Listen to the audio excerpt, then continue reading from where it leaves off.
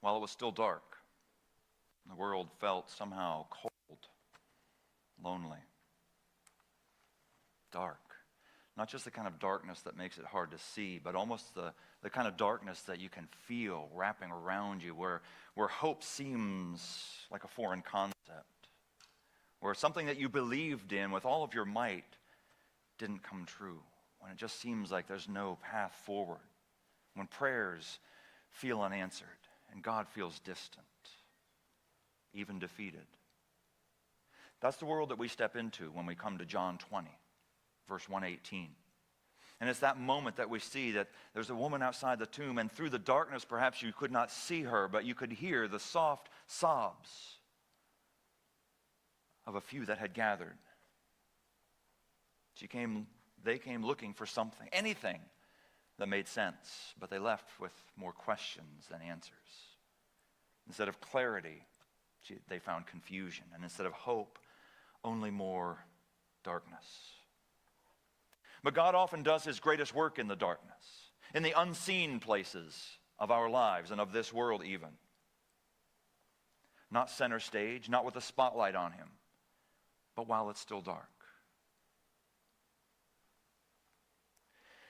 And if that's you today, you're not necessarily in a bad place, because that's where the story of that first Easter begins. While it was still dark, not in the light. When Mary Magdalene and some others came to the tomb, they didn't find what they expected. They found so much more.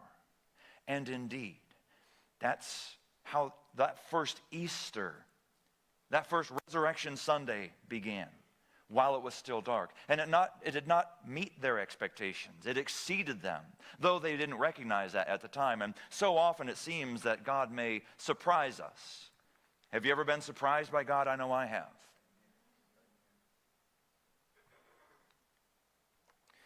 This woman named Mary Magdalene is named in John 20. We actually know very little about her. From God's word, we know that Mary Magdalene was delivered from demonic oppression. We know that she was one of those that supported and followed Jesus in his earthly ministry. We know that she was one of the few that were at both the crucifixion and the burial of Jesus' body. We also know that she was one of the very first, and indeed the first recorded as having been witnessed, bearing testimony that Jesus is alive. She was the first witness to that. As a point of clarification, there are some things the Bible does not say about Mary Magdalene that you may have heard. You may have heard that Mary Magdalene was a former prostitute. You may have heard that Mary Magdalene was married to Jesus. Both of those claims have no biblical basis, no grounding in fact. And they came about many years later, just those ideas. Mary's story, we don't know a lot of details about it, but her story is one of healing. Her story is one of faithfulness. Her story is one of transformation. Her story is powerful. So even though we don't know a lot about her, what we do know is powerful, is very meaningful. But when she comes to the tomb, she comes not with high expectations. She comes bearing the weight, the heaviness of grief, the burden of not just the physical darkness, but the spiritual darkness that the world was surrounded in at that moment. She came with some others that are named elsewhere in the Bible, and they arrive in order to finish the burial process. Jesus' body was taken down from the cross on which he was crucified. And the burial process, the preparation of the body had been begun by a man named Joseph of Arimathea. This is not Joseph, the earthly father of Jesus, but this is another man named Joseph, and Nicodemus. But they ran out of time. You see, it was the eve of the Sabbath, and they couldn't work on the Sabbath. It was a day of true rest. And so they left the job unfinished. And these women, Mary Magdalene and some others, came to finish embalming, if you will, the body of Jesus. They came expecting death. But what they found was something else entirely. What they found was incredible, was amazing. Not at all what they expected, but really, should that surprise us? Should that surprise us? Because Jesus often exceeds expectations. Jesus never, it seems, limits himself to the expectations that you and I put on him. He is not limited by our imagination. He is not limited by what we can conceive or might expect him to do. Sometimes we feel like maybe, I know how Jesus is. I know how he's going to act. I know what he's going to do in this. So I'm not even going to bother asking him for more because I already know what the answer is going to be. But Jesus does not limit himself to what you can ask for or even imagine. He does not limit himself to anyone's expectations. Some of the disciples seem to be after power, position, and prestige. Some of the people that follow Jesus seem to be out looking for a conquering king to crush the heads of their enemies. Some of the religious leaders of the day wanted Jesus to come along and say, you got it. Well done, y'all. Don't change a thing. Like when you got your 6th grade yearbook signed, right? Never change. Aren't you glad you've changed since 6th grade? You're not the person, now if you're in 6th grade, you're off the hook. But otherwise, you're not the person you were in 6th grade, and you're probably pretty glad about that. They didn't want to change. All of those people, some of the disciples, some of the people that followed Jesus, perhaps even in the Palm Sunday crowd, some of the religious leaders, they kind of wanted to force Jesus into a mold of their own making, but Jesus doesn't fit that mold. Now, I don't know what expectations you have for Jesus today. Maybe we've all come expecting things of Jesus. We might not verbalize it. We might not say it out loud. Maybe we would be ashamed to say what we're expecting of Jesus or what we had hoped from Jesus. I had hoped that if I asked Jesus to be my Savior, he would solve all my problems. That happened for you? I had hoped, I was really expecting that Jesus would just kind of be like a cosmic vending machine where I would tell him what I want, I'd put my 2 quarters of prayer in and pull the button and he'd give it to me. Or I expected Jesus to give me a life of ease and comfort. No problems from here on out. But so far that hasn't happened. And maybe you started to wonder, is he ever going to meet my expectations? And I hate to give the spoiler alert. No, he's not. He's not limited by your expectations. But that's not because Jesus is failing our expectations. It's because our expectations are failing him. We ask too little of him. We think too little of him. It has been said that our thoughts of Jesus are too small. Too small. He exceeds our expectations. That doesn't mean you'll get all you want and more than you even ask for. What it means is you'll get more than that. Not more of what you're asking for, but more than you had hoped for. The disciples perhaps wanted power, but Jesus said, all authority is given unto me. All authority in heaven and earth is his, not ours, not the disciples.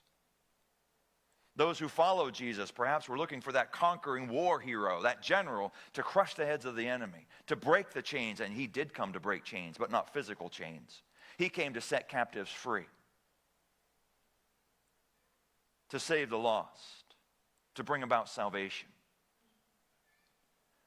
The religious leaders just wanted a lapdog. They just wanted someone to endorse what they were already doing. But Jesus cannot be chained. And so the empty tomb does not merely meet our expectations, it far exceeds them. It empowers us to live for Jesus. If the tomb had stayed full, if Jesus had stayed dead, we would have absolutely no proof that he is the Son of God. If Jesus had stayed dead, we would have no sense of authority behind his promises. If Jesus had stayed dead, we would have no real power to live transformed lives. The empty tomb changes everything. It changes everything because Jesus did not stay dead, and he is still transforming lives today.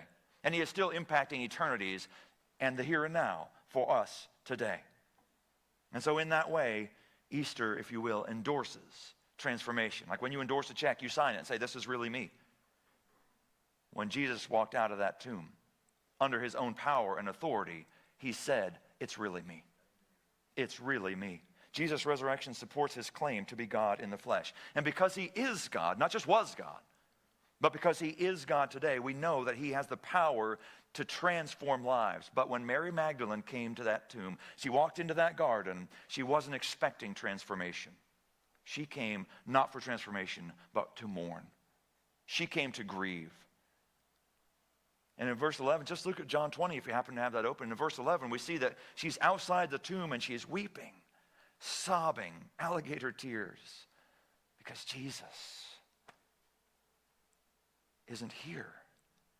Remember, she was at the crucifixion. She saw him die. She was at the burial. She saw him placed in there.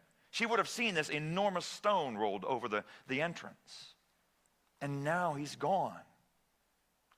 Verse 13, she says to her angelic visitors, they've taken my Lord away. I don't know where they put him. She still doesn't think he's alive. And in verse 15, she says to Jesus himself, though she doesn't recognize him yet, if you just tell me where you put him, I'll go and get him. Or I'll take him away. I'll take care of the corpse. This is not a well thought out plan. I don't know how burly Mary Magdalene was. But in my experience, it takes a fair amount of strength to carry around a corpse of a fully grown male body. And besides that, how's she going to explain that? What you got there, Mary? Nothing?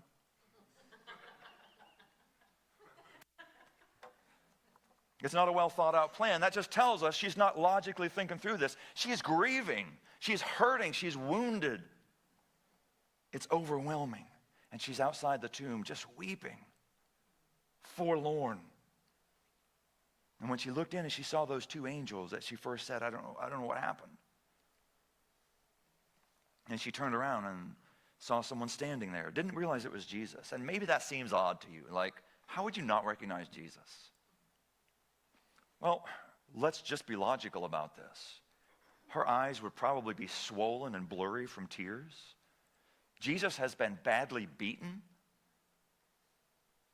Besides that, you don't typically turn around and expect to see someone that you know full well is dead, standing there, very much alive. So maybe it's understandable that she doesn't recognize him, but everything changes when he says simply one word, her name, Mary. And her grief turns to joy. Her sorrow turns to rejoicing. One word changes confusion into clarity. One word brings hope from despair. The message of Easter brings all of those things. Joy, clarity, hope. It shows you that even when things look bleak, even in your darkest hours, while it is still dark, before you have all the answers, before you understand what God's been doing, before you know what's happening even, Jesus is still with you. He knows you. Even in the darkness, Jesus is already there. Even in the darkness, Jesus is still there. He has not left you. But the empty tomb changes everything. The empty tomb is, if you will, it's the receipt that proves that Jesus is still transforming lives today. Jesus' death was not defeat. He was on mission. His death was missional. His sacrifice wasn't accidental. It wasn't plan B. It was intentional. Jesus' power is not past. It is present. He's not some unlucky example of what perhaps a good man might be willing to do. Jesus is the sinless, perfect sacrifice that no one could ever have become. No one else could ever be that person. No one else could ever do what Jesus did. And when you experience that, you experience the resurrected power of Jesus Christ at work in your life, it changes things. Your life is transformed. You are changed because of your encounter with Jesus. And it's not the kind of thing that you want to keep quiet. And so in that way, Easter empowers proclamation. When Mary recognizes Jesus, she immediately clings to him. That probably makes sense. And I think that matters. The original language shows Jesus isn't saying, don't grab a hold of me. Jesus is saying, don't keep a hold of me. She has grabbed him. Whether arms around or she's grabbed his robe, not letting him go, I don't know. But the original language makes it clear. She has grabbed a hold of him. And he says, don't hold on to me. And that's really important because that tells us Jesus isn't some ghost, some vision. He's not a figment of her overactive, grieving imagination. He's really there. And she has really grabbed a hold of him. That's probably an important detail. Jesus says, don't hold on to me. Go and tell the disciples. Now, could Jesus have just appeared to the disciples and told them himself? Yes. He absolutely could have, but he doesn't. Instead, he tasks Mary Magdalene with this mission. What you have seen, what you have experienced, go and tell people. Go and share this. And she does it immediately. Because good news is hard to keep to yourself. Good news is hard to keep to yourself, isn't it? The birth of your child, your grandchild. It's good news. Being accepted into your college of choice. That's good news. Duke losing in the NCAA tournament. All right, that's not a good example. But for some of you, that's good news. And good news you want to share. Good news should not be kept quiet. And there's no better news. This is the best news the world has ever known. The resurrection of Jesus Christ. And the empty tomb is not just proof, it's a commission. The mission is simple. Set the world on fire. Set the world on fire for Jesus. Before he ascended back into heaven, Jesus said, all authority on heaven and earth is given to me. Therefore, go. Go and make disciples of every nation in the name of the Father and the Son and the Holy Spirit, teaching them to obey all that I've commanded you. Everything that I've taught you, go and tell.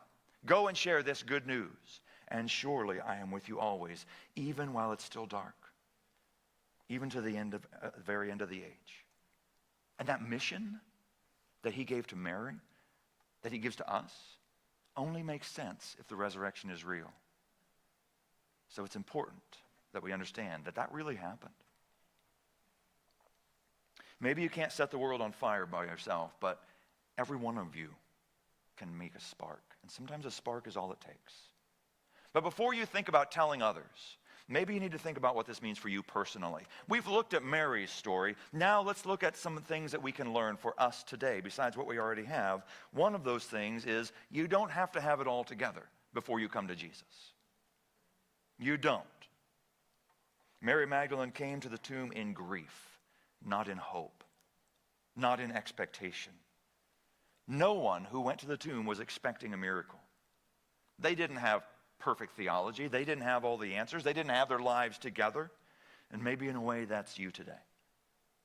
There's a lot about Jesus that you don't understand. There's a lot about this Bible that you've never even read or don't quite get.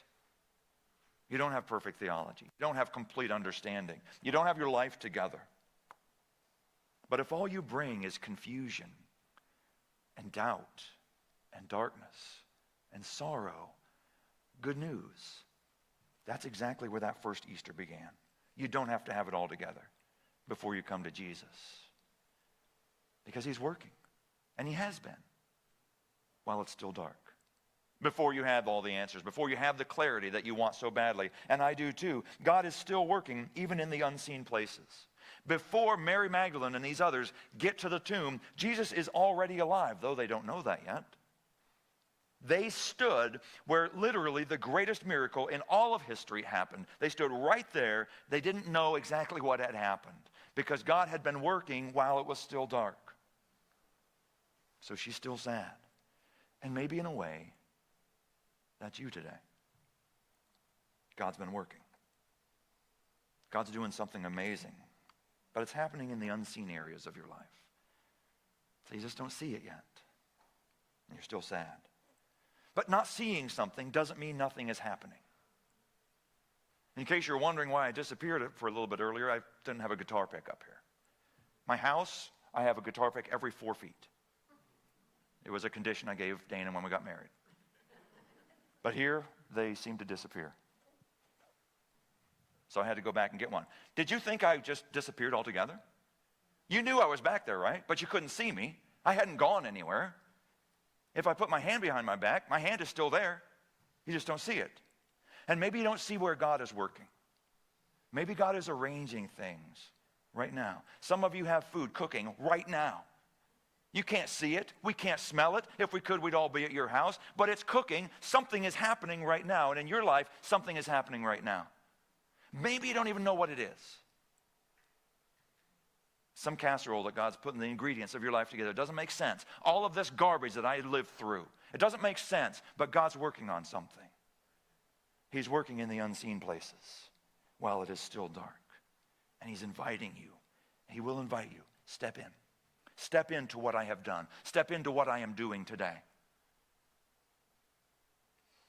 But sadly, it's possible to be very close to Jesus and still miss him. It's possible to be very close to Jesus, but still miss him. She was right there. She looked at Jesus, from her face to his swollen, beaten, perhaps scarred and scratched up face. And she thought he was the gardener. She wasn't far away from Jesus. She was just wrong about him. And maybe in a way that's you today. You don't feel far off from Jesus. You haven't told him to buzz off. You're pretty familiar with him. You grew up in the church. You hear the story every year. But still you haven't responded to Jesus. You're close. You're close to Jesus, but you haven't really responded to him. You're missing him. And maybe that's the saddest story of all. To be so close to Jesus, but not actually know him. And that brings us to perhaps the most personal truth here, that Jesus knows you. Jesus knows you. One word changed everything. He spoke simply her name, Mary. It's not judgment. It's not a guilt trip. It's not a theological argument. It's not religion. It's just Jesus saying, I know you. And that's the critical factor. And maybe that's you today. Maybe that's you today. The critical moment is that Jesus is speaking your name. You realize that he knows you, that maybe you don't know him very well. Maybe you've kind of been keeping him at an arm's length, but he knows you. And he calls to you by name because of that. He really knows you, just like you are. No false fronts, no pretenses, no conditions. Before you have all the answers, he already knows you. Before you can see him while it is still dark, he sees you. He knows you. And maybe that's why it's so important that John records that line, while it is still dark. Maybe that's why that matters so much. The light didn't explode all at once. It grew gradually. It grew slowly. And maybe in a way that's you today. That God is working in your life. Slowly. Gradually. It's not all exploding all at once. It's not all happening right now. But it's been growing. It's been happening. And you know it. He's not doing everything. Not fixing everything. He's simply calling to you by name. Saying, I know you. I know you. I know you. Easter's not just a holiday, it's an invitation. Jesus didn't die to make a point. He died to make a way. A way for you to know God. A way for your life to be transformed. A way for your soul to be saved. A way for you to have a real relationship with God.